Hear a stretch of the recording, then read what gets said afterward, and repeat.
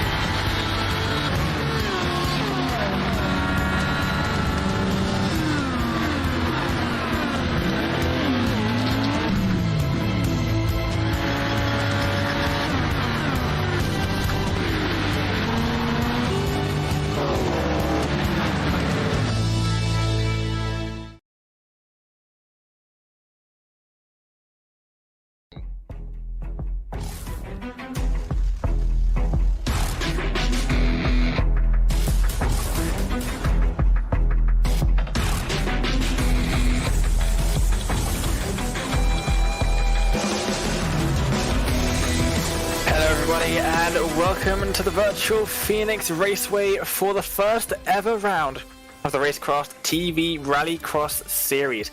I'm so excited to be joining Josh Lee in the commentary booth. My name is Dane Baird, and we have got 12 rounds of action-packed Rallycross racing coming up for you, and it is going to be an absolutely fantastic season. That is for sure. Thanks to Isfan below for providing the track cameras for this season. And Josh, this is going to be an absolutely fantastic series. 12 rounds. We've got two different divisions, RX1 and RX2, and I'm sure we're going to have a fantastic race here today for the opening round of Phoenix. And today here in Phoenix, we're really going to get to see which drivers are the strongest to begin the season. There's a lot of great drivers in both RX2 and RX1. We'll see two different classes of racing today, both of them using the Rallycross supercars that everyone knows and loves and that will be used in the upcoming iRacing Rallycross World Championship. Speaking of which, we do, maybe not for this first round, but definitely for the rest of the season, we do have a couple of World Championship drivers that have either newly qualified for the series or are returning to the World Championship series, which starts in a few weeks' time at this point. But it's great to see that we have some really high-level drivers on the grid for some of tonight's event. We will be starting off with RX2, the so-called slower of the two classes. The cars are identical, but the drivers maybe not quite as quick as some of the World Championship level drivers we've got up in RX1. A few short course drivers, some oval drivers, some drivers from all sorts of places in iRacing. And here is what the event is going to look like for RX2. Very similar to what we'll see in RX1. 5-lap heats, the top 4 from which will advance, 5-lap consolation race, and then a 10-lap feature. The ATEX incident limit is going to be very interesting because, if you get a couple of contacts, that could start causing problems for some drivers, Josh. Oh, it definitely could. And talking about this Phoenix Raceway, one of the first configurations to get into iRacing Rallycross, and arguably one of the toughest and one of the fan and driver favorites as well. It gets pretty difficult, long, sweeping dirt sections, a very tricky joker lane to master, but if you do, it can lead you into a win in either the heat, consolation, or feature. Going to be interesting to see how those drivers handle the joker lap in both RX2 and 1. Yeah, absolutely. And the Joker is fairly difficult here. It's surrounded by concrete walls. It's very narrow. And it's very easy to make a mistake heading through there. And if you do, you've got those walls on the inside and the outside that will punish you very dearly. So, the drivers will be trying to make the most of that joker lane throughout each of the races. They'll have to take that once. Qualifying has just ticked over. Then we'll see what the starting grid will be for race number 1. As we take a look at some of the drivers, a lot of Subarus as we're sort of used to seeing in iRacing Rallycross. A couple of Fords in there as well. Mikey Lawrence on pole with Trevor Teal in second, Crystal King in third, Greg Johnson in fourth, Harley Moss in fifth, and Casey Soul in sixth. So those are the drivers that are going to be starting here in heat number 1. Top 4 will be advancing to the feature race, and we will get ready to go green in just a moment. Josh, who have you got your eye on heading into the race? Definitely taking a look at Trevor Teal. He's one of the fast drivers, but also not going to count out Mikey Lawrence starting on the pole here in the first heat. He's clearly showing some quick speed. Let's see if he can keep it up. Yes, let's see that as we are getting ready to go racing for the very first time in the Racecraft TV Rallycross series, round number 1 at Phoenix Raceway. As all 6 drivers on the grid now. The lights are up, we're ready to race. A jump start from someone in the back, but it is a good getaway as we finally go green from Teal. He's going to swoop around the outside as they make their way through turn number 1, down into the heavy braking zone at turn 2. Gets on the grass, he's a bit too deep. I believe that's Crystal King trying to go around the outside through the middle of the lead. And Lawrence up in front there. That's a fantastic start. Teal looks like he's gone to the Joker, heading through the tricky left-right, and then it gets up onto the gravel. Really tough Joker here. You always want to go towards that inside wall, but you know that if you go a little bit too early, you're going to be slamming into that outside wall. Teal taking to the Joker, Johnson taking it with him. That's going to update on the timing tower there. There we go, they go green. And Johnson trying to go for a switchback maybe on Teal. Teal gets turned 2 a little bit better this time. And he's going to take that early lead, and Johnson not too far behind, about 6/10, but that could be still a lot of time to make up as they work their way back into the dirt section. Top 4 advance here, 2 more takers into the Joker, and there's a contact made in the Joker as well. I think King got into the wall on the outside and outbraked himself into the Joker, and then, oh, sorry, it wasn't King, it was Moss. Outbraking himself into the Joker, hitting the wall and then collecting the other driver to take the Joker, Sol. So a bit of an unfortunate situation there for Sol, not really anywhere to go. It's very tight in the Joker, and now has a bit of damage and has lost a lot of time as there goes Lawrence from pole position into the Joker, and we'll see where Lawrence comes out. Looking at the Joker, goes a little bit wide, gonna have to bring that car back in. But he gets back onto the dirt section. It looks like that's going to be lead taken over from Mikey Lawrence. A perfectly timed Joker. Gotta say, also another perfectly timed Joker from Crystal King. They complete their Joker laps, and they're now sitting in P number 2 with 2 laps to go. Going a little bit wide on that first corner. Mikey Lawrence now going to try and pull away. Yeah, it was not the best Joker from Lawrence, but obviously had a very good opening couple of laps over the jump, gets into the barriers on the outside. That's going to lose some time, possibly get some damage there as well, as the King and Teal start to close the gap down. Everyone's taking their Joker, and Lawrence not taking the ideal line there, a little bit too wide through that final sequence of corners. Now has only half a second back to King as they take the white flag. Final lap is out here in heat number 1. Remember, the battle for the transfer spot is currently Sol and Johnson. Sol still about 3 seconds back as more contact being made with that turtle curb for Crystal King. Through the jump for the last time here in heat number 1. It's all Mikey Lawrence out in front. Dane, just 2 more corners for him to navigate. Looks like he's going to walk away with an easy heat number 1 victory. Absolutely, taking a wide line through the final corner. And now onto the straight section, just has to avoid that turtle curb on the left-hand side. And it will be Lawrence who takes the win in heat number 1 and grabs that pole position for the feature race. Never underestimate how important pole position here is at Phoenix. And yeah, it's a really, really, really interesting circuit, especially through the starts. It all tightens up at the front, so being on that inside is hugely advantageous. So fantastic result for Lawrence there, as we quickly move our way onto the next race. Here are the full results, it seems, but it looks like that is actually what we're going to have in race number 2, possibly the grid for race number 2. And yeah, we've got another couple of VWs there, so drivers not opting to use the Subaru as we sometimes expect to see. We will get ready to race for heat number 2, and you called it, Josh. Lawrence from pole position straight into victory. We are already green for this next heat. They go diving into turn number 1 and right spitting back out into the middle of the track. Who's going to be the first to Joker? It's Irving out in front. 3 cars going to Joker from the back. Sean Winkler is going to lead them in. It looks like joining them will be James Watson and Aiden Irvine, Rodrigo Miranda, and Christopher Plumley staying out on the racetrack as one Subaru, excuse me, going to get very close to the inside wall. And off track goes James Watson, a huge collision with the turtle curb. We saw a very similar thing in the World Championship Series last season, remember, Josh, with Jake Robertson sending it over that turtle curb. Now, are they going to have some damage to that car? I think it's very likely that they will, because the bottom of the car is where the engine is. If you hit the bottom of the car too hard, you get some engine damage, and that's going to slow you down significantly. Taking a bit of a tight line through the left-hander in the dirt section now, it's not going to help them at all, as they go almost side by side there with the drivers that have taken their Joker. One more's gone through the Joker now as they make their way to start lap number 3, but it looks like the VW driver just about making it through unscathed. Very, very lucky there. Just a bit of a time loss, maybe no engine damage to speak of. Oh, and here comes Aiden Irvine. Gonna look to the inside of Christopher Plumley in the number 36. They make door bang a little bit, and getting pushed off of the jump is Aiden Irvine. Plumley's gonna get a huge shot to the back bumper from Miranda. That's gonna send 2 cars over and off the track. Plumley gonna fall to 4th, Irvine to 5th. Irvine's now gonna fall outside of the transfer spot. Plumley now just trying to hold on to it.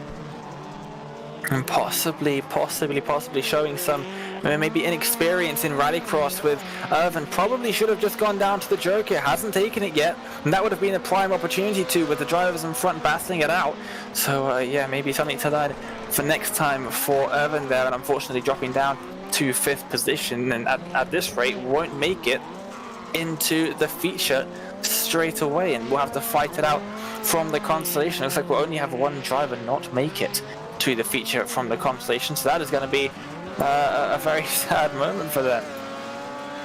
The white flag will be taken. Sean Winkler out in front. Is a development further back. Aiden Irvine able to get around Christopher Plumley after he took that Joker lap, so that's going to put Plumley now down to P5.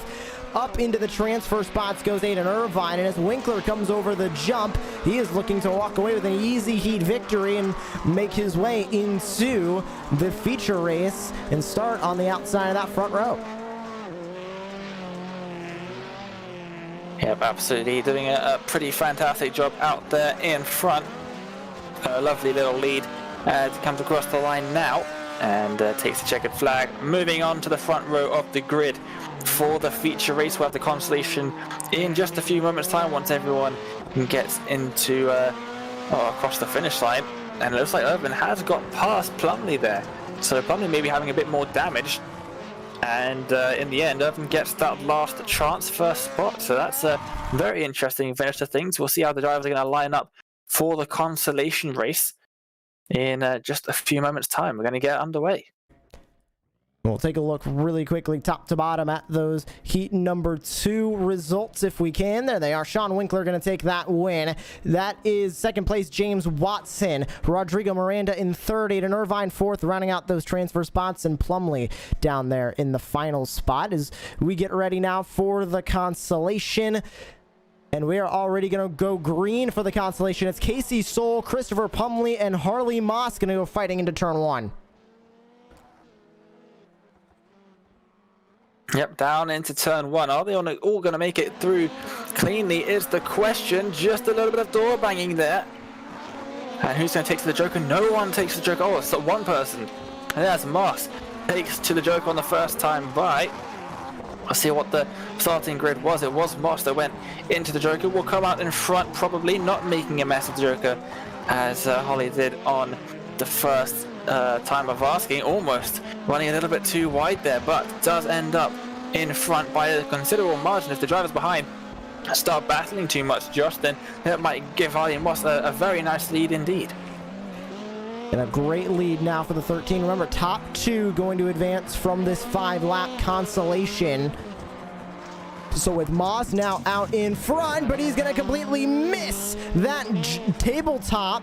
Not going to give him any sort of slowdown, but now here comes a car into the Joker. Looks to be the 57 of Casey Soul. Yes, it is. Soul's now going to go for that lead, and he's going to take it as they go to the front straightaway.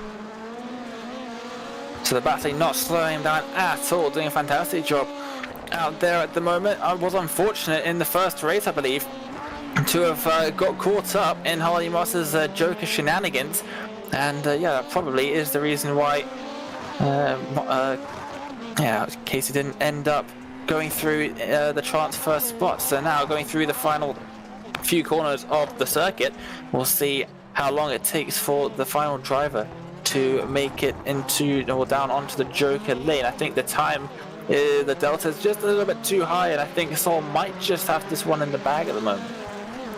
That is Casey Soul out in front. He'll make his way across the start-finish line, and it'll take 2 laps to go. Plumley getting close to Harley Moss, Dan, and he still has that Joker lane to play with.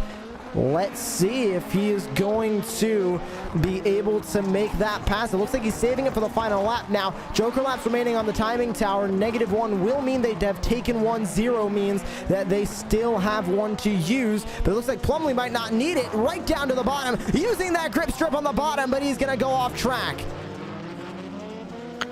And that is exactly what he doesn't need. And yeah, that Joker, well, it might be to his huge advantage because he's lost a lot of time, but will he be able to make it back up with the Joker? If he doesn't, that's going to be his event over. He won't be making it to the feature. We'll see now. I think he might just be close enough. Clatters over the turtle curbs now into the Joker. Let's see, riding on board. It's braking at the Joker lap board. Gets it stopped in time. Now swings right, left, swings right around the outside.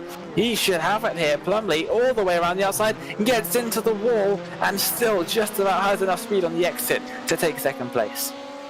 What a run to the line there for Christopher Plumlee. He'll take second, gonna take that final transfer spot.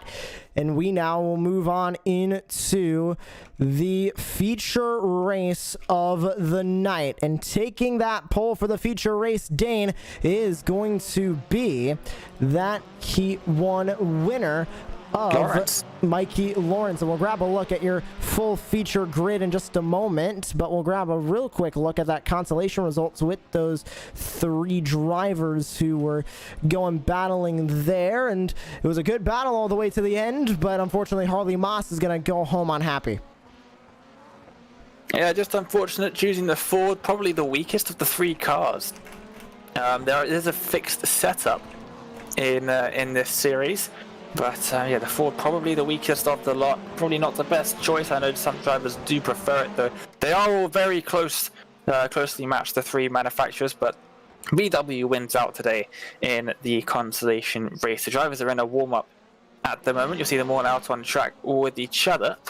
But yeah, the feature race is going to be really, really interesting. All 10 cars out on the circuit, and they will be led by Mike Lawrence, who of course had a fantastic start from heat number 1 straight into the lead, then losing it again due to the Jokers, but of course straight back into the lead after the Joker by some distance, and never really looked like losing the lead from that race.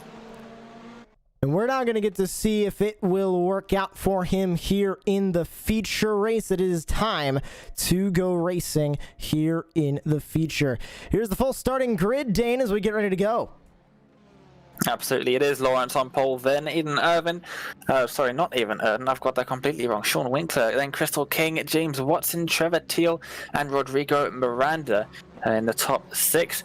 Then in the back of the grid, Greg Johnson, Aiden Irvin, Casey Salt, and Christopher Plumlee making it through just about at the end of the consolation race. Here we go then for the start of the feature race.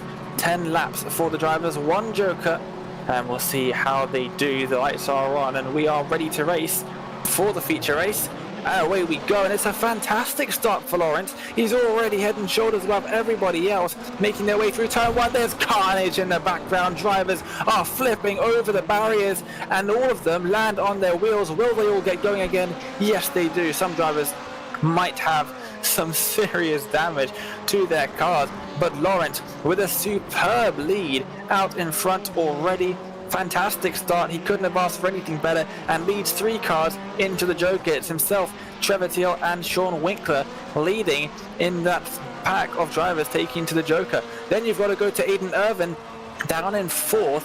He's quite far back but hasn't taken the Joker. And then Casey Soul has taken the Joker already, so that is not ideal for Soul, obviously getting caught up in that incident. And then a couple of cars have already retired from the race. It seems that Miranda and Greg Johnson are already out of this one, but Lawrence leading this race by quite a long distance there, really dominating so far as Irvin takes to the Joker. We'll see where he comes out. He might just about get into second, bit of a tap of the wall on the Joker entry there.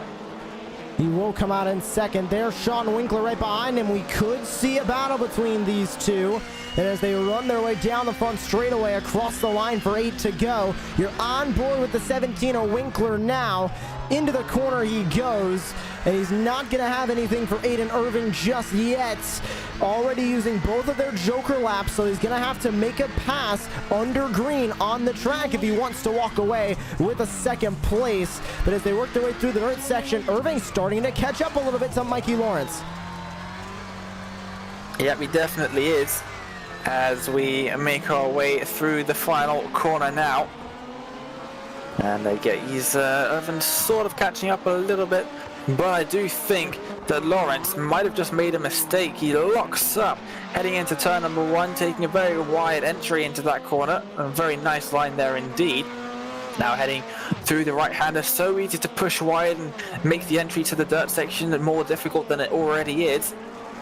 And then making his way through the left-hander, disappears for a second or two. That's not going to instill much confidence in him. But coming to finish the 4th lap of the race around the final corner, and that gap is decreasing ever so slightly between himself and Irvin.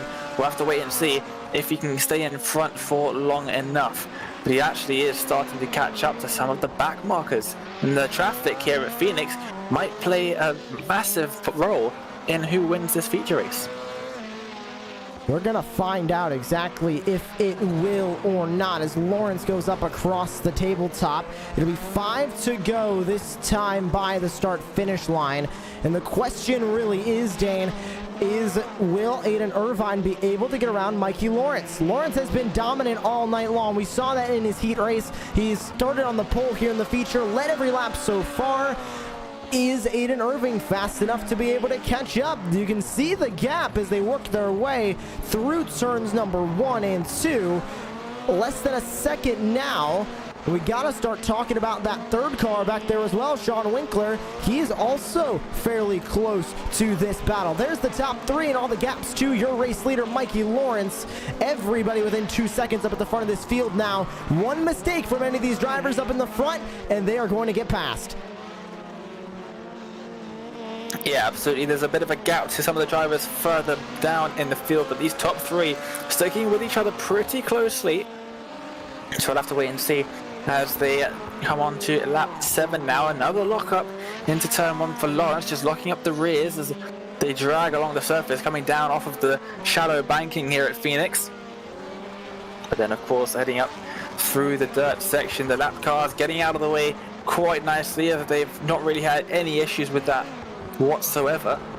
And now heading through the final couple of corners, that gap is staying around about the same every single lap. He disappears once again for a brief moment, but then he does reappear as he usually does. But yeah, must not be particularly fun for him when you can see that you're blinking. When you are blinking like that on iRacing, you can usually tell, because usually it's the people around you that start blinking. So it's definitely not the best experience for him, I can imagine, as actually it looks like Irvin's catching up to him very slowly, and he's right on the back of him. No, he's not. He's made a mockery of the jump exit. It's so difficult to get it right through there. If you land ever so slightly sideways, that's basically race over. And look at that, around the outside goes Winkler. Irvin all over the curb, sideways, and down into third he goes.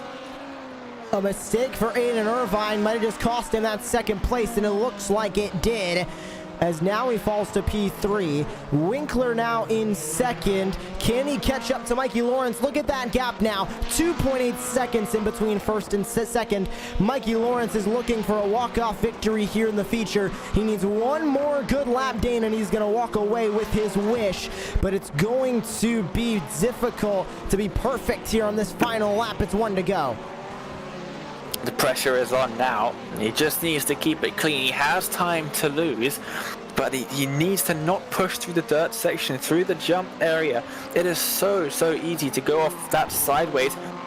A little bit of a lock up into turn 1 again, but very nice line through there now, through the double right-hander, and now into the dirt section. If he takes the jump cleanly, then he's pretty much through. He takes it a bit slower than he possibly should have, but there we go, very safe. This is exactly what he needed to do. Not quite reaching the apex on the double right-hander in the dirt, but this is all he needs to do, just keeping it clean. Around the final corner he comes, and Lawrence will take the first ever feature win in the Racecraft TV Rallycross series.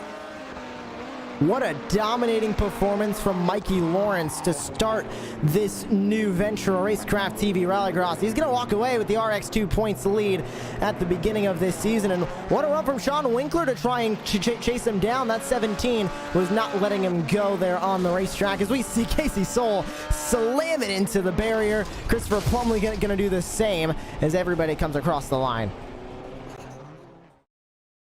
Yeah, absolutely. Some of the drivers doing a fantastic job out there. It's good to see some of the drivers getting out there, and we'll see what the full results look like in a moment. There they are. Mikey Lawrence from California doing a fantastic job there in his Subaru. Sean Winkler in second, then Aiden Irvin could have had second if it wasn't for that little mistake over the jump.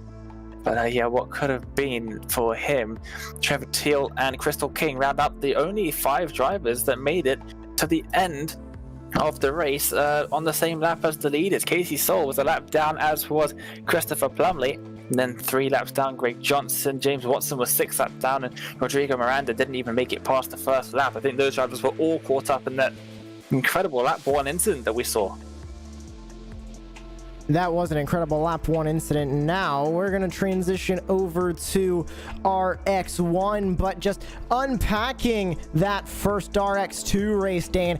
I'm excited to see what happens with the remainder of the RX2 season, because this was an exciting first round, and we're just going to keep adding more drivers. We're going to keep going to different racetracks. If we had some exciting racing here at Phoenix, I'm looking forward to when we go to the new tracks, maybe Barcelona, Charlotte, some of the more difficult tracks. Maybe the Iowa Speedway comes to mind.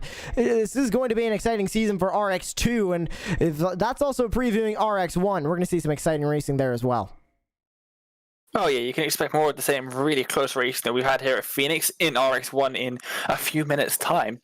But then we've got circuits like Sonoma. That always gives us fantastic racing. No, it doesn't matter who's driving on the circuit. Sonoma Rallycross layout is one of the best layouts in all of IRX when it comes to racing. So I'm really looking forward to that. And we get that next week. It's only round 2 of the series, so that's fantastic. It's also round 11, so that's even better. We've got a double header at Sonoma. This is a really fantastic calendar that the organisers have put up here. Charlotte, we've got coming up another fantastic circuit for racing. You've got Daytona Long, probably one of the oldest layouts on iRacing Rallycross, and that still provides great racing even now. So it's definitely going to be a really fantastic season. Atlanta Long, Iowa, Brands Hatch. Barcelona is sort of the odd one out here. We've never actually seen, I've personally never seen a race at Barcelona. I've not heard good things about it, but we'll have to make that decision for ourselves on October 17th when we see the drivers take to the track. Lankabanen, we've also got another round at Phoenix, then Sonoma, then Charlotte to recap where we started the series. So that's really going to be interesting to see how the drivers have improved, if nothing else. I think especially in this RX2, some of the drivers not experienced as much in Rallycross. By the time we reach those final few rounds, it's I reckon they're going to be going a little bit quicker than they are at the moment. Yeah, definitely. It's going to be a development of that schedule, because like you talked about, it's a unique circuit every single week, and Barcelona, like you mentioned, the odd one out. It's still a circuit that's circulating around iRacing, and it's going to keep circulating in the official series. We'll see it in the upcoming World Championship. That's going to be the circuit that I think a lot of drivers are going to struggle with. But then you have the series that are in the rookie class. You have Daytona Long. Phoenix Raceway is one of them that we just finished here, and we go to Phoenix again on Halloween, October 31st. We're going to see some interesting racing as we continue on with this calendar. Absolutely, we definitely will. And if you enjoyed that RX2 first round here at Phoenix, then definitely do stick around, as we have got RX1 coming up in just a few minutes' time. But until then, we're going to go for a commercial break. But we will be right back with the RX1 first round in the Racecraft TV Rallycross series.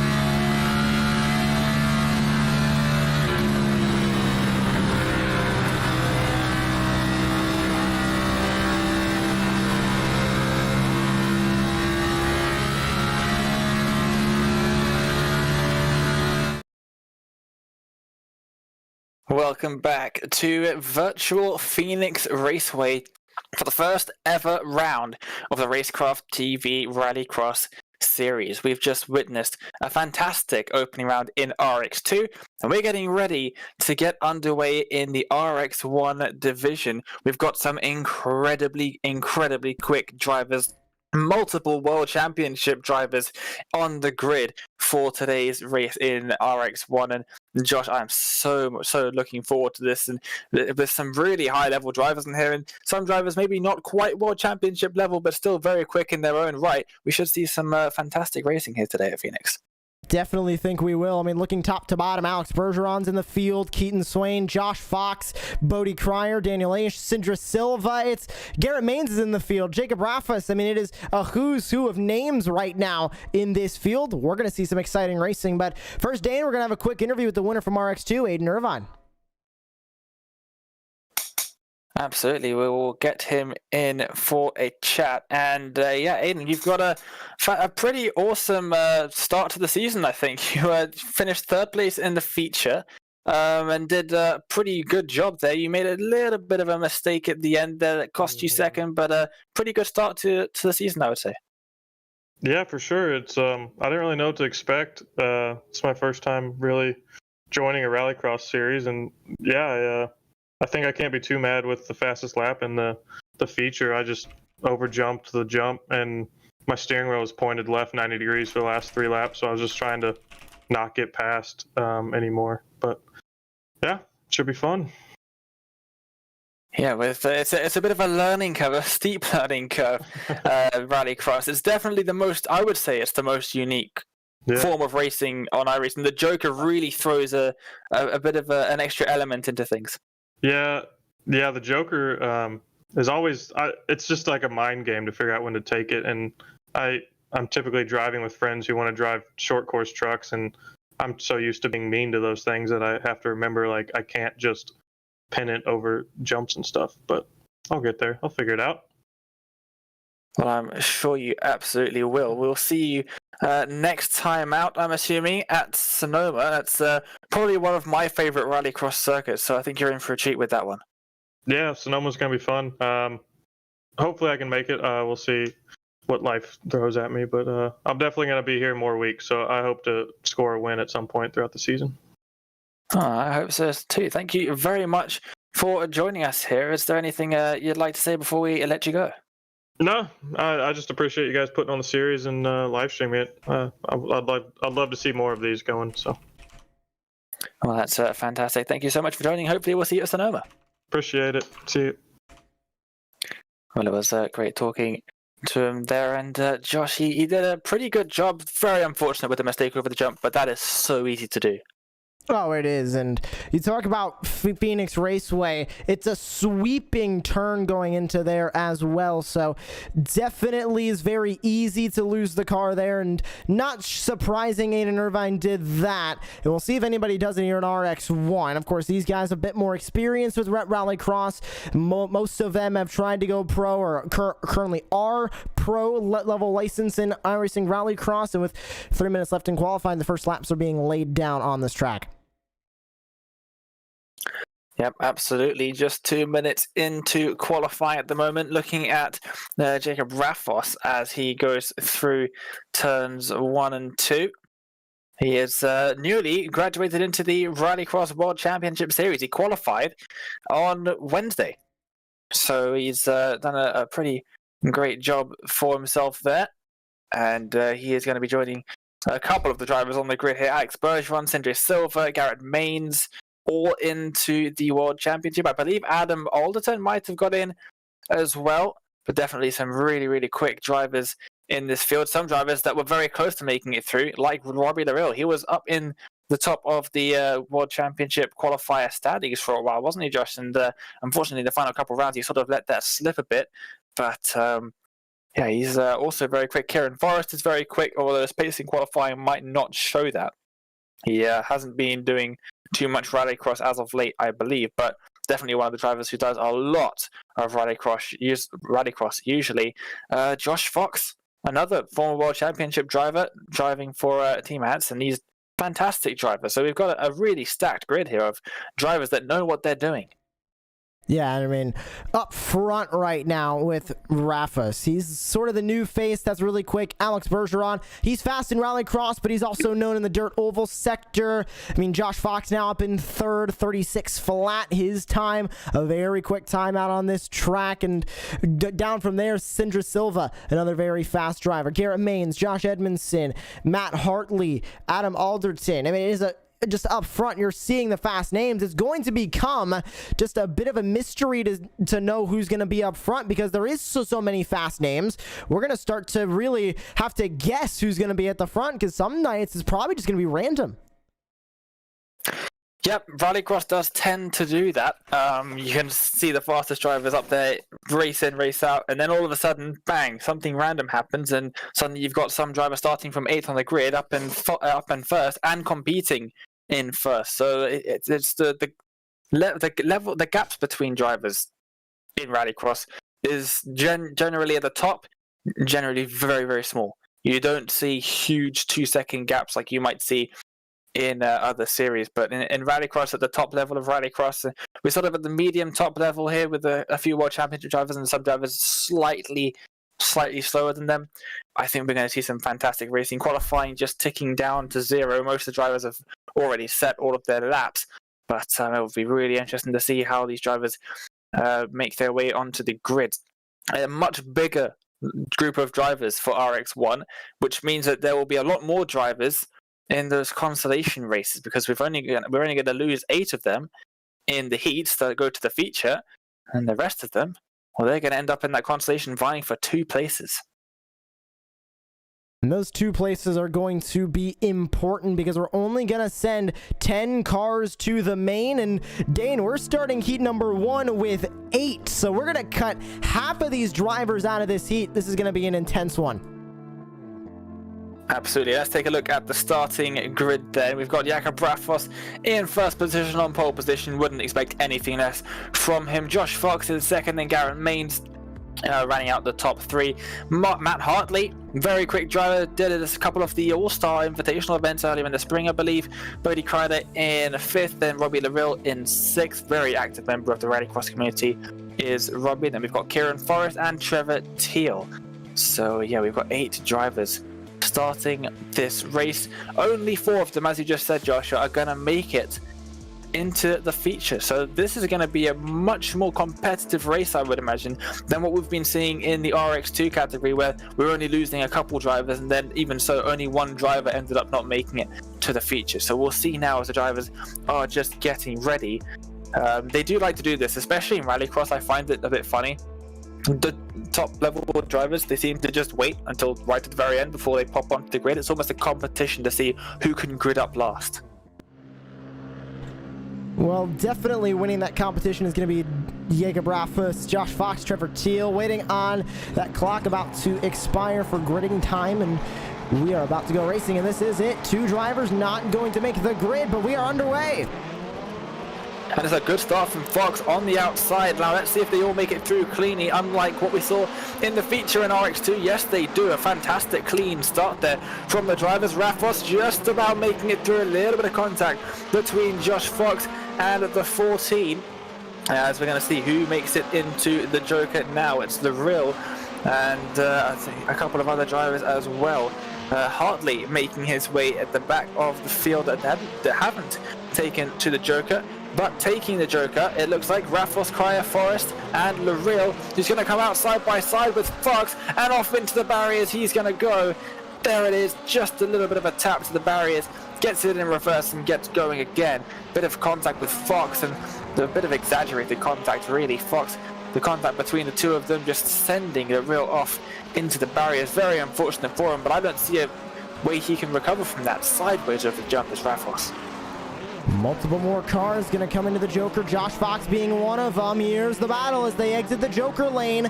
Who's going to be in front? It's still going to be Raffos, but not by a lot of time. Fox going to go into second. Maines is going to take over third, and everybody at the front of this field now running within about 3 seconds of each other. It's 2.6 back to Cryer as they go into 1.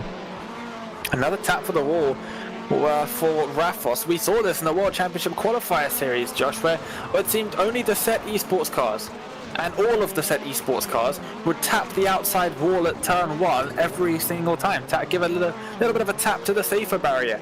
And Rafos is continuing that trend here in the Racecraft TV Rallycross Series RX1, the very first race, and we are already halfway through as Rafos comes to start lap number 4, I believe. And another tap. That's a bit of a whack, not a tap, to the wall there. Cutting over the curbs as he moves his way through the first sector, now onto the dirt once again.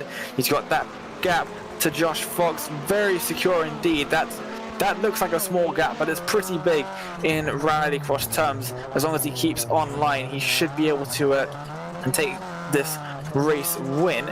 Hopping over the curves through this final sector, it's very easy to get a slowdown here. And has he just got a slowdown? Actually, I think he definitely has. He's slowing right down, goes to the inside to defend. 1 lap to go, and Josh Fox goes to try and get the cutback on him. Jakob Rafos, has he done enough? He's slowing down on the racing line, and Josh Fox can do nothing but sit behind him and watch. Will he try and get around him through the dirt section for the final time? Rafos holds the lead. How long is he going to be able to hold it? Here comes Fox to the inside. The contact is made. Fox is going to take the lead, but Rafos goes for the switchback. And Rafos gets that grip strip. He gets the slowdown. He has to slow down right before the finish line to avoid a 40-second penalty. And it is Josh Fox who makes it, but only just.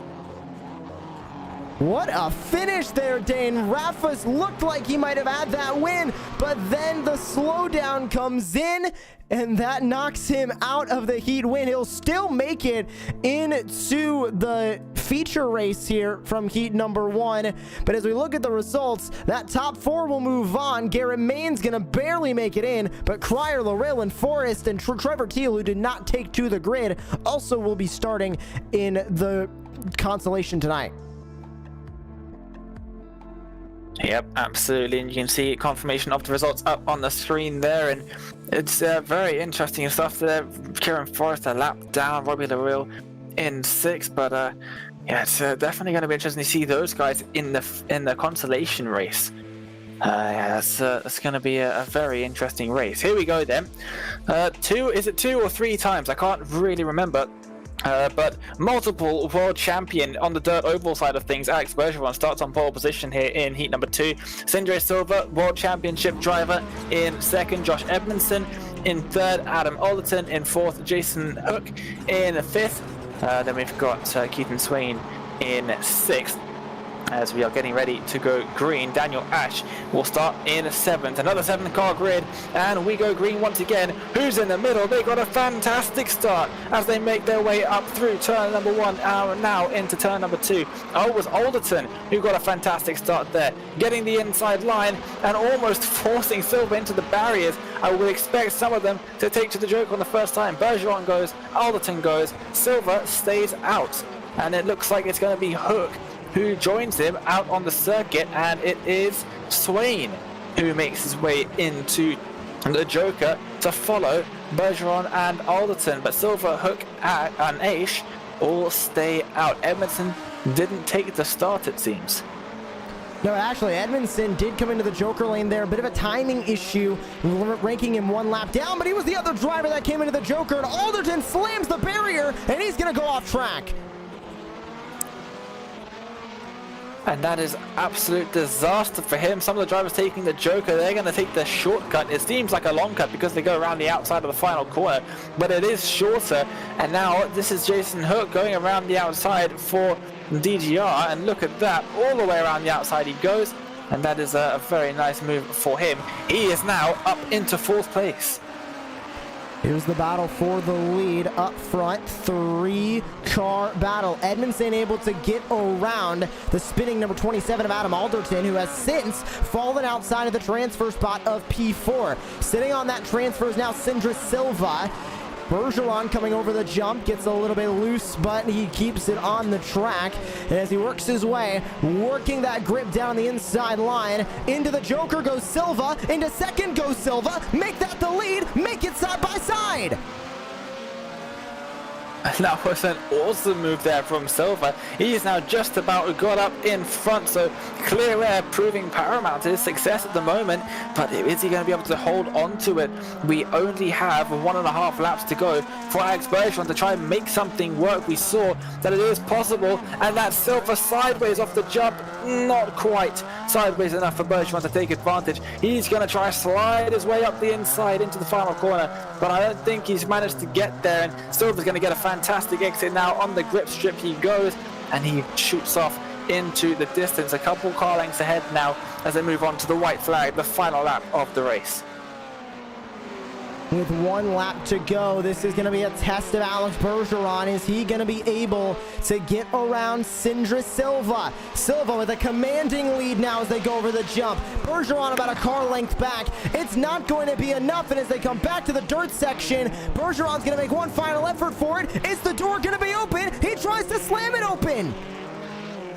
A little bit of contact made there, but Silva keeps it on the inside, and he will take the win. In heat number 2, has he got to slow down? No, he hasn't. He was just swerving to celebrate the win. I almost thought the same thing had happened twice there. It looked like he got a little bit too close to slow down for comfort, but he does indeed take the win. Bergeron will settle for 2nd place, and he will move his way into the feature race, and it looks like Josh Edmondson in 3rd, Jason Hook in 4th, and that is who is going to make it into the feature race. Now we've got the consolation. The drivers are gridding up already.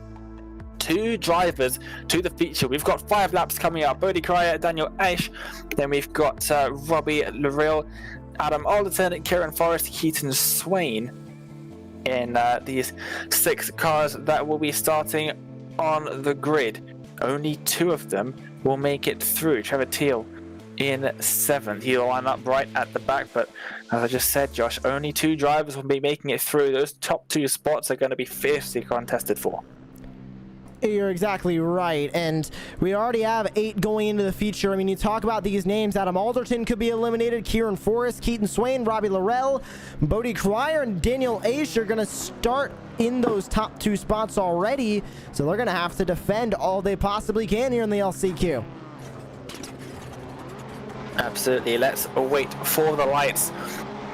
There they are. They're coming up on their screens, and we go green for the first time in the consolation in RX1, and it is a good start for Kreider, who takes the inside line in towards turn number 2. Little bit of contact on the outside. Aish in the 33 gets a bit of contact with the 27 of Alderton, and both of them are into the wall. Alderton and Aish gonna lose out on a ton of time. Who took to the Joker? Cryer did, Forrest did, Swain did, everybody did in those top 4 spots. Daniel Aish stays out on the track, Robbie Larill does as well, and as they come across the start finish line, Bodie Cryer with a Joker lap completed is gonna lead the way.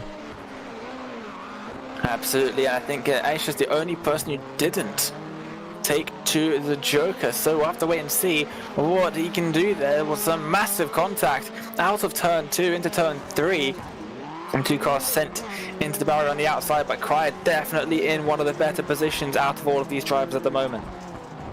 Battle for the transfer spot, and as they battle right now, Kieran Forrest has the spot. Swain wants it as they come through the dirt section. Off they go, back to the asphalt. Getting up on 2 wheels is Keaton Swain. That was a little bit too much on the turtle curb. He slams it back down onto the ground, but loses a bit of time as Forrest looks to try and catch up a Cryer for the lead. Yeah, absolutely, and Swain trying to keep up with Forrest, but Forrest really quick in his Ford Fiesta, one of the only drivers who seems to prefer the Ford Fiesta. He said someone told him one time it was the slowest car, and he said, we'll see about that. That's the only car he ever drives in Rallycross. He has them all. Used to be a Subaru main, but no, he now drives the Ford and the Ford only, and it's admirable, but maybe it doesn't do too well for him, but it's doing fantastically for him now. He's up in 2nd at the moment in the last chance qualifier, the consolation race, and it looks like he is set on his way to even make it into the feature race. He will start dead last in that feature race, but he'll have a spot on the grid, and as we know in Rallycross, absolutely anything can happen. A bit wide for Cryer on the last time by. Forrest catching up a little bit. Let's see this battle for the lead as they currently sit. And you can see Kieran Forrest trying to close that gap even more as we go on board. White flag will come out. And as they work their way into turn number 1 once again, it's still a 1.7 second gap. Possible he could catch up now, but Dane Bodie Cryer looking stout here in the consolation. He comes over the jump. Just a couple more corners left for him, and he's looking to walk away with a consolation victory. Oh, Forrest is off the circuit, and he's almost getting overtaken by Swain. But here comes Robbie Laurel through the Joker around the outside, and he's going to swoop through and take second place out of nowhere. The win to Bodie Cryer, but the move of the race to Robbie Laurel, and he celebrates it as he drifts through the first corner. An unbelievable finish to that race, and an unbelievable move on that final lap from Robbie Laurel to take second place and the final transfer spot. He knocks out both Swain and Forrest Alderton out as well. Absolutely, some really high-class drivers being knocked out of that one. That's really surprising stuff. I thought Forrest had it in the bag. He even got beaten by Swain. So that's going to be the results, and everybody third on down is getting eliminated from this opening round in the RX1 Championship, and that is a bit of a shock. The real came out of nowhere. I didn't even see him coming. I didn't see that his Joker hadn't been taken yet. I don't think anyone else did either, because they were all battling amongst themselves, and bang, out comes Robbie with the Joker, and yeah, up into the feature race he goes. And we take a look at warm-up right now. Drivers getting their final feel of the racetrack. Dane, that track is starting to work in those grooves in that dirt section. Wondering if that's going to become a factor late in the feature. We didn't really see it much in RX2, but with these RX1 drivers running pretty much the same line, with them all being either world champions or world championship drivers or future world championship drivers, or could qualify for the world championship. Either way, they are fast and they know the right line to take, so that makes it pretty much a dead line throughout that dirt section that we're starting to see the groove work into. Yeah, you can see as we're watching Fox make his way through there, you can see he's basically following that line as tightly as possible. The line does get very grippy as it starts to develop, because it almost wears down towards the tarmac, because this isn't dirt on dirt, it's dirt on tarmac, or even concrete in some places. So when you end up wearing through that dirt, you get onto the grippier tarmac. Obviously it has a lot more grip than the dirt, so that is very advantageous to get your all four wheels onto that part of the circuit. We're looking now at Garrett Maines making his way through the first couple of corners, launching himself over the curbs. Not a lot of drivers tend to do that. They tend to stay far away from those curbs, and over the jump he goes, very nicely landing on all four wheels. Another launch over the curbs. Now getting it stopped in time for this corner is crucial. You want to dip your inside front wheel just inside that curb. There's a bit of a lip, and it can help pull you around the corner. You'll see the drivers trying to stick their inside wheels, some of the drivers even sticking half of their cars over that curb, and it really does help to rotate the car and push you through the corner.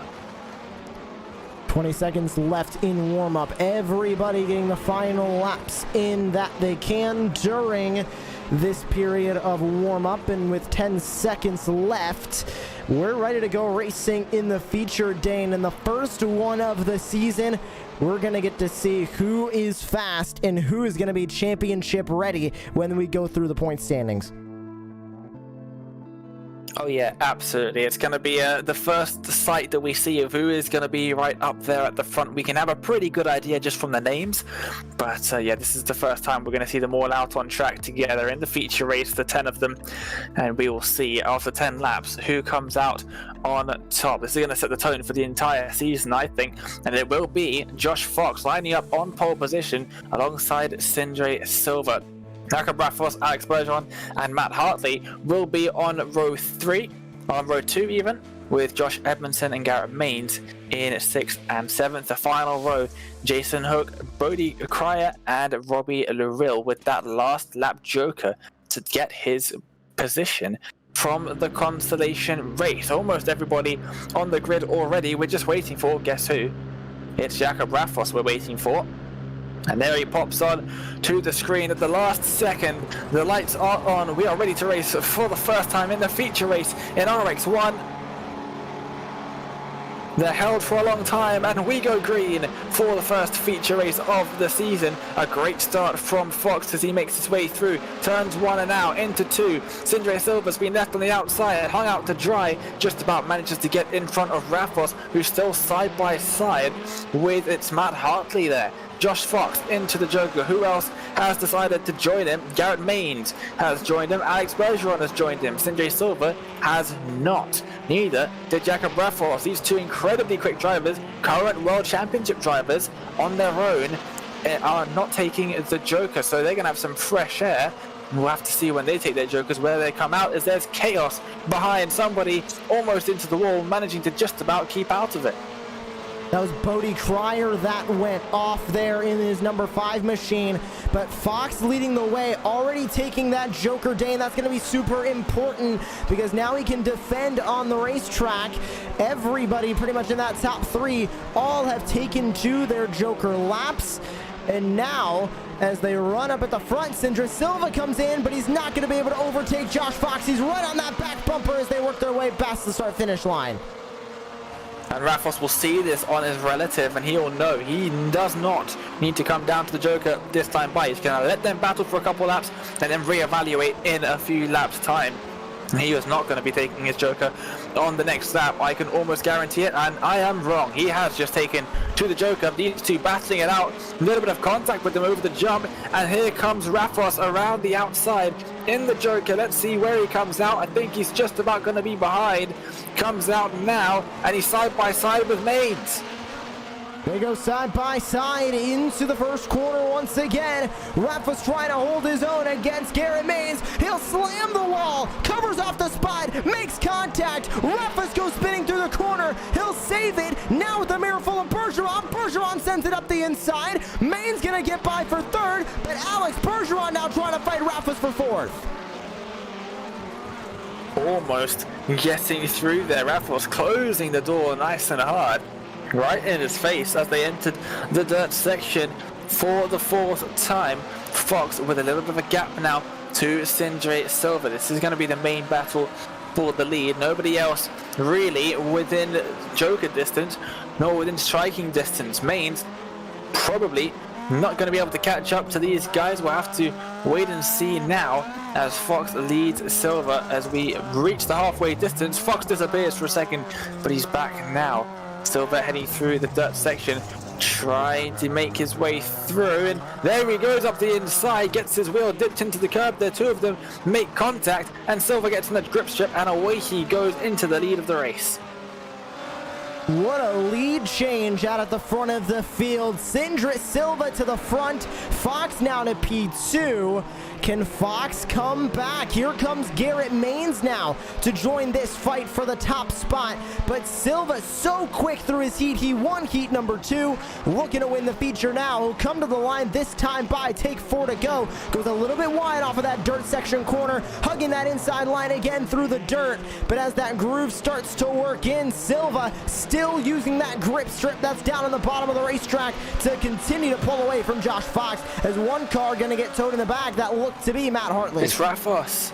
Oh, it is Rafos. You're correct. And Hartley. Both of them have towed back to the pits. Hartley, I believe, has been there for a lap already, but Rafos is into the pits. So what has happened to Rafos? He's now out of the session, so that is his race well and truly over. I'm going to try and get a look at what happened there.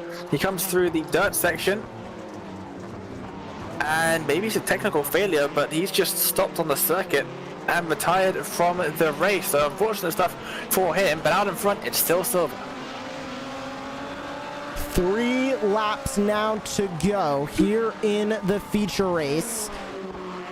Silva has a good gap built up to Josh Fox, but it's not a lot of time. One mistake from Silva Dane, and Fox is going to be all over his back bumper. But that's the thing. Fox has to hope that Silva makes a mistake. He's been pretty much perfect this entire day.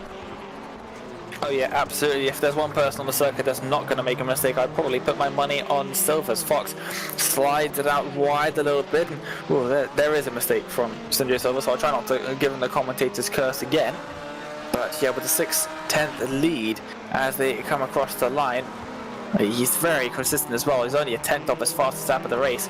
With 2 laps to go then in this feature, it looks like Sindre Silva has this in the bag.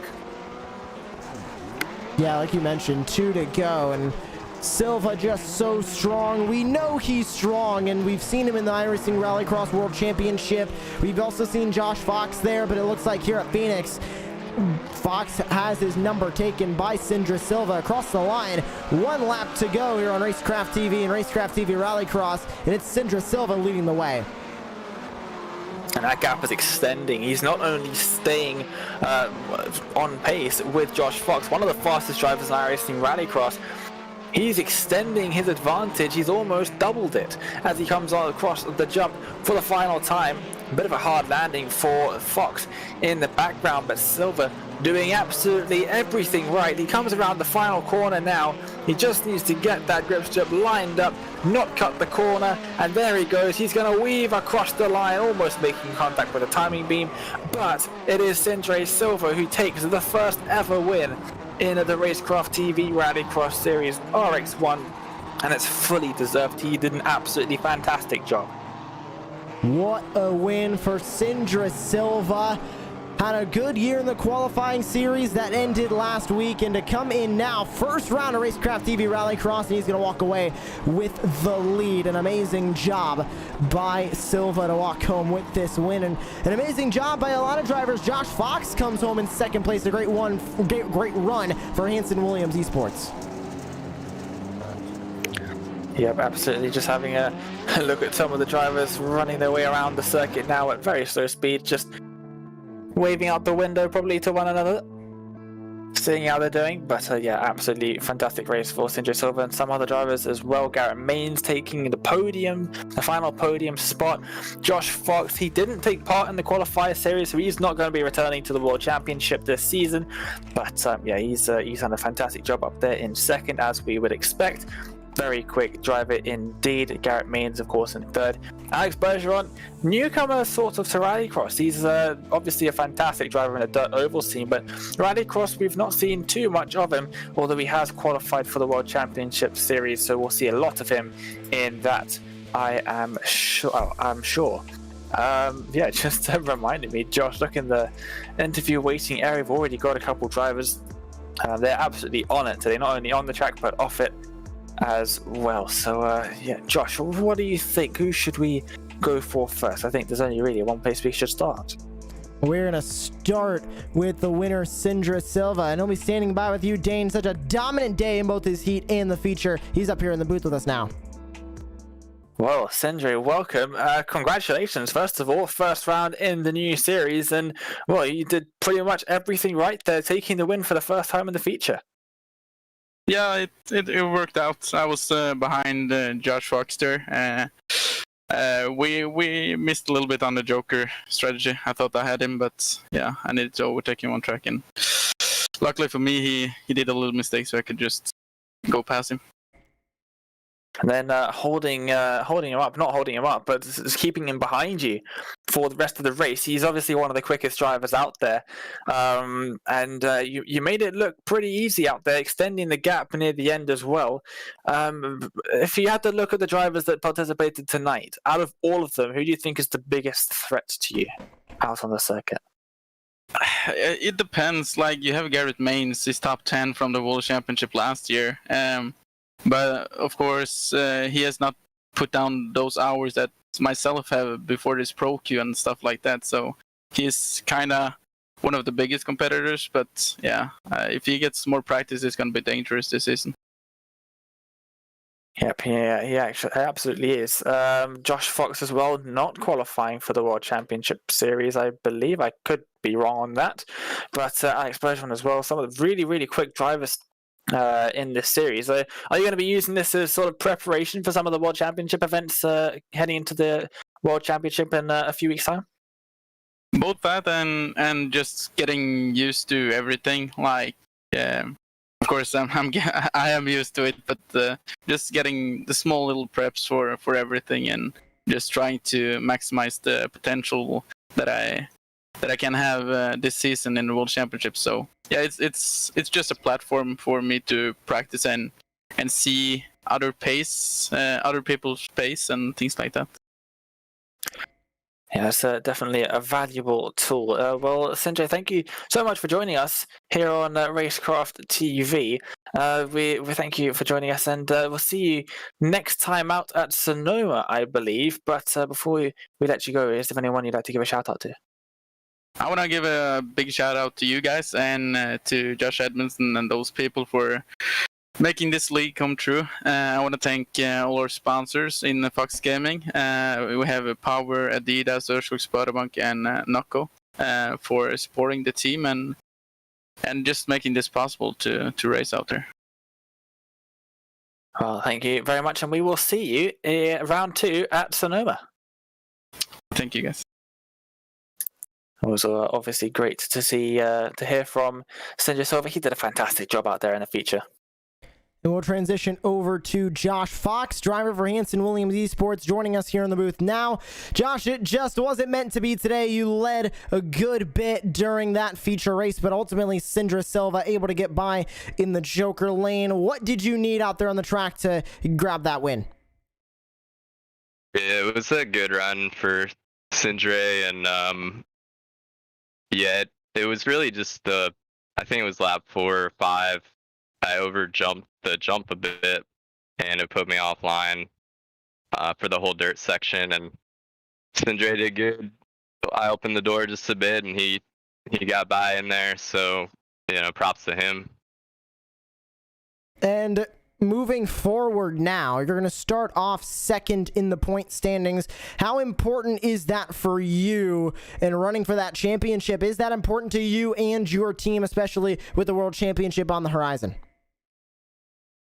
Yeah, it's really a great opportunity to run with these guys that are going to be in the World Championship. So, I mean, the goal is to win every week, and the points will fall the way they'll fall. But really a great opportunity here to run with these guys, and good opportunity for me to try some things out, setup and hardware related. So, kind of a good opportunity for that. And you spoke about trying to win every single week, heading to Sonoma in 1 week's time. Can you try and get a win there and maybe grab 2 podiums in a row and maybe get onto the top step for the first time? Yeah, I think so. Strong track for me, based on the World Championship in iRacing Rallycross. So, yeah, looking forward to getting there for sure. Josh, thank you so much for joining us here in the commentary booth, and good luck in 1 week's time from Sonoma. Yeah, I appreciate it, and just want to thank to Josh Edmondson, Trevor, Teal, and you guys at the Racecraft crew putting this deal on. And I can't go without thanking Hanson Williams Esports and Kevin Hansen, Razor, Chill Blast, Playseat, One All Sports, Fanatec, BenQ Monitors, and Hoisting Field Pedals as well. Thank you very much for joining us here in the commentary booth. That is Josh Fox, second place finisher here from Virtual Phoenix. And we'll transition over now to the third place finisher, Garrett Main, standing by with Dane Baird. Absolutely. Well, Garrett, welcome. We've seen a lot of you recently in the Rallycross World Championship qualifier series, but now in the league racing stuff, and finishing third here today in the first round. It must be pretty good to be finishing up on the podium and continue your strong races that you've been having recently in the World Championship qualifier series. So I do want to set one thing straight.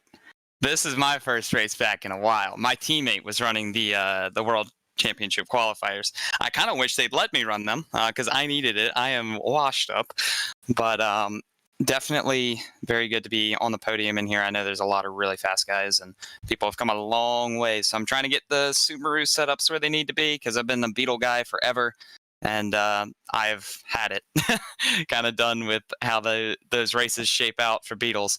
So trying the Subaru this year, gonna see how I can get it tuned. Kind of a shot in the dark. I don't really know where I'm going to be at, but this race for me, I feel, was pretty sloppy, but I feel like I was right there. If I could put it together, just need to find some hot lap speed. I mean, my initial start, I feel like was like the highlight of the race for me. After that, I felt like it kind of went downhill, But it was good, at least for the first 4 laps before I overjumped. It seemed like I can hang with them. So we'll see if we can build on that for next week. Definitely, I'm glad Josh is putting on this series, and all you guys for, broadcasting it. And just, it's definitely good to be back in Rallycross. Yeah, it definitely is. And you mentioned overshooting the jump. We've seen that a lot today. Phoenix especially has got a very tricky sort of a jump section. Why don't you tell us a little bit about that? I'm not going to lie. I totally forgot it was even a thing you could do. I jumped over and I was like, that sounds familiar. Oh, that's the motor. I totally forgot that was a thing you could do. It didn't even cross my mind. I'm like, dang, I just shot my race in the foot. And then because of the lack of power, I ended up smacking the wall one time because, it throws off your throttle points. So I knocked the toe out. And then later on, I got to slow down because I knocked the toe out and didn't have the power. And, got to slow down coming through the final corner there. I was just like, wow, I just dug my grave. But, overall, I think that was my wake-up call and a reminder not to do that. And hopefully, I don't know where we go next week. And hopefully I won't do that at whatever the next track is. That's been a tendency for me here for sure. But I think that's what bit me last year in the qualifiers. I was actually in a really good position to win, and then I overjumped on 5 and blew it up on 7. I was very disappointed with that. So maybe I'll learn this time. Well, the next circuit we visit in the series is going to be Sonoma, which is one of my personal favorites. It gives us great racing in terms of broadcast. So what are your thoughts on the circuit? I'm hoping I see those slowdowns disappear in the near future. But other than that, if those slowdowns weren't there, I'd say that's one of my favorite tracks. It's definitely got a good flow to it. I have not run it in a Subaru. I've always ran it in the Volkswagen. And I don't really know how I feel about it in the Subaru. I have no idea how it's going to drive. So that'll be interesting. Hopefully I can get the car where I need it, because this car has a very different feel. I don't know if you've driven the 2 and switched, but this car doesn't hike tires like the Volkswagen does. So it's a lot to get used to, especially at, flowy tracks where, the flick of the wheel is, effective. I feel like the Subaru responds very differently to it. So hopefully I'll figure it out.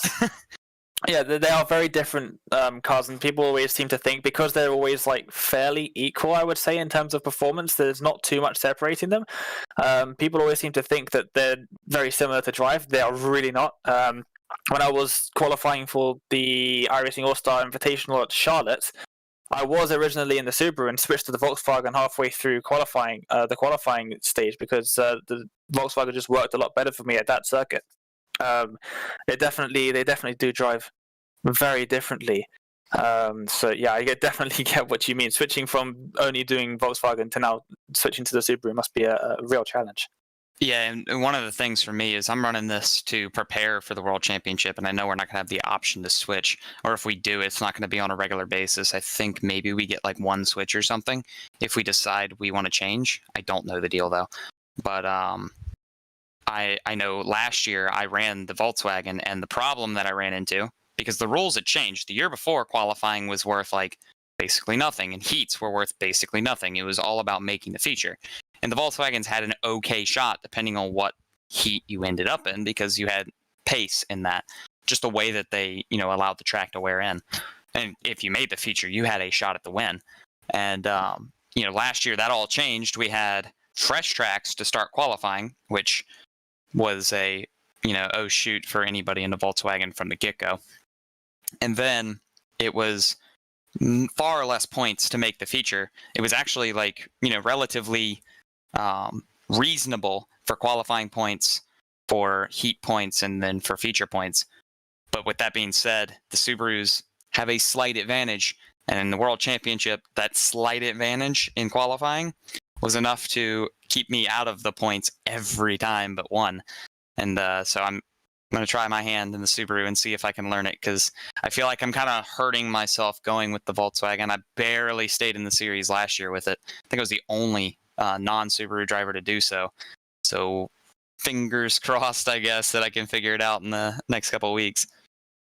Yeah, well, I guess running in the series will definitely help you with that. But yeah, thank you so much for joining us. Congrats on the 3rd place finish here today. Good luck with learning the Subaru for Sonoma next week and for the upcoming World Championship Series as well. Garrett, thank you for joining us. Before we let you go, is there anyone you'd like to give a shout out to on Racecraft TV? Yeah, absolutely. I got to thank OfferPad, Smithfield, Lennox, Nutrien Ag Solutions, Digital Hub, everybody at Elliott Sadler Esports for all the work they've been putting in for the Coke Series. It's actually what I'm going to be testing in just a minute. Get prepared for Tuesday. So shout out to them. Thank you guys for putting it on, and see you next week. Yep, thank you so much for joining us, and we will see you at Sonoma. And it was great to hear from Garrett and Mains there, Josh, and yeah, you did a pretty good job up in third as well. Switching to the Subaru, no easy task. Definitely not, and props to Garrett Mains really for getting in here in the middle of NASCAR testing. We know how stressful that World Championship can be, just to show up here and run really well here and get a third place in Rallycross. I can't think of two completely separate forms of racing than NASCAR over racing and Rallycross. Two completely different things, and he was able to go from one to the other and go back to one relatively quickly, and that's what he's going to need for this season if he wants to compete for that championship. And the championship battle is going to continue to heat up. Sindra Silva with the early lead, Alex Bergeron's in it, Edmondson's in it. Everybody from this feature is very much in the championship fight, and we saw some good drivers go home in the consolation. I think they're going to be even hungrier going to Sonoma. Oh yeah, absolutely. Yeah, some of the drivers definitely could have done better. They know that they'll want to do better, so they definitely will be coming back a little bit hungrier for Sonoma. I can definitely see that happening. Sonoma should be fantastic. We've seen great racing in there at that circuit in every single series I've watched. World Championship qualifiers in both years that I've been covering those. Yeah, it's absolutely a fantastic circuit for racing, and I cannot wait for that. I know you can't wait for it either, and I know everybody watching can't wait either. I've seen quite a few of the viewers up in the YouTube chat and love to see it. I do read through all of those messages through there, so thanks everybody for tuning in. And in 1 week's time, please do come and join us back on Racecraft TV for the second round of the Racecraft TV Rallycross series from Sonoma. We will see you then. But for now, from myself, Dane Baird, and from Joshua Lee, good night and happy racing.